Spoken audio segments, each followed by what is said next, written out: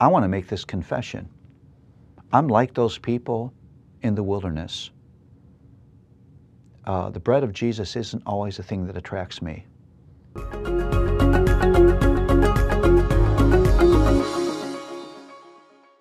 I have to give you some time clues here because the length of a particular book doesn't tell you the period of time. Leviticus was all lived, the entire of Leviticus is lived at the base of Mount Sinai, maybe about a year. Numbers encompasses 40 years. Deuteronomy, probably anywhere from a few days to a couple weeks. So the time period doesn't always correspond to the length of the passage, just a little thing on the side there. Well, Numbers. What would I call Numbers? Well, my title for Numbers is Grace, Rebellion, and Travail. What Numbers powerfully presents is that even in the face of magnificent gifts of grace, we are still able, often willing, to rebel against the plan, the purpose, and the call of God. And that presents the moral struggle that the rest of the redemptive story will be about. It's about that struggle of submission to my heart, to this God who owns me and has called me to himself.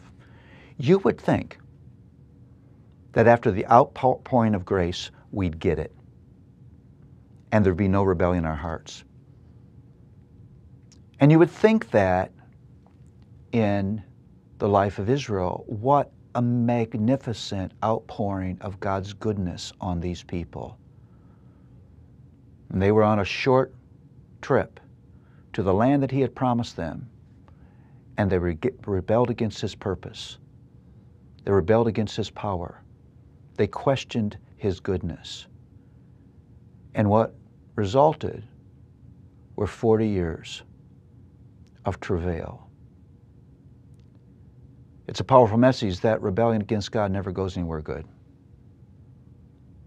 And yet in the middle of this horrible story of travail, 40 years, you see again the grace of the Lord Jesus. These people can't provide for themselves. And so God sends down manna from heaven. We know, we have chapter and verse for the fact that manna was not very attractive, not very delicious. It says that you actually have a little bit of a recipe that manna was cooked with olive oil. This is hysterical. And it says when it was done, it tasted like olive oil. That meant that manna had no taste of its own. And God's people didn't like the manna, and they hungered for the leeks and onions and the things that they ate in slavery. Think about that. Jesus boldly declares to us in John that he's the manna from heaven. That provision of manna is actually a finger pointing to the bread that would come, that would ultimately satisfy the hearts, our hearts, the bread of life, Jesus. Now, I want to make this confession. I'm like those people in the wilderness. The bread of Jesus isn't always the thing that attracts me. I'm still susceptible to placing my eyes on and setting my desires on other bread. Bread that I think will satisfy me more. The bread of human acceptance. The bread of personal power and success. The bread of affluence. The bread of ease. Fill in the blank. And in so doing, I'd rather have slavery than the freedom that Jesus can give me.